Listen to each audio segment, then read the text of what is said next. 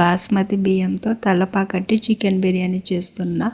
ముందుగా ఆయిల్, గీ యాడ్ చేసుకోవాలి. ఆనియన్, పచ్చిమిర్చి, జింజర్ గార్లిక్ పేస్ట్, కొద్దిగా వాటర్ యాడ్ చేసుకొని మిక్సీ వేసుకొని ఆ పేస్ట్ ఆయిల్లో యాడ్ చేసుకొని బాగా కలపాలి. పసుపు, ఉప్పు, కారం యాడ్ చేసుకొని కలిపి కొత్తిమీర, పుదీనా వేసి బాగా కలిపి కర్డ్ యాడ్ చేసుకోవాలి.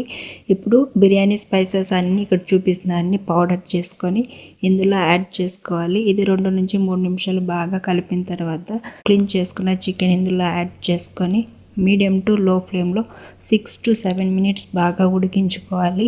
ఇప్పుడు హాఫ్ అన్ అవర్ ముందే నేను బాస్మతి బియ్యాన్ని నానబెట్టుకున్నాను. 2 గ్లాస్ రైస్కి 3 గ్లాస్ వాటర్ యాడ్ చేసుకొని ఉప్పు, కారం కరెక్ట్గా ఉందో చెక్ చేసుకొని కుక్ చేసుకుంటే టేస్టీ అయిన తలపాకట్టి బిర్యానీ, దిండుకల్ బిర్యానీ రెడీ. ఈ బిర్యానీని 2 రకాలుగా పిలుస్తారు. తలపాకట్టి బిర్యానీ, దిండుకల్ బిర్యానీ తమిళనాడు ఫేమస్ బిర్యానీ.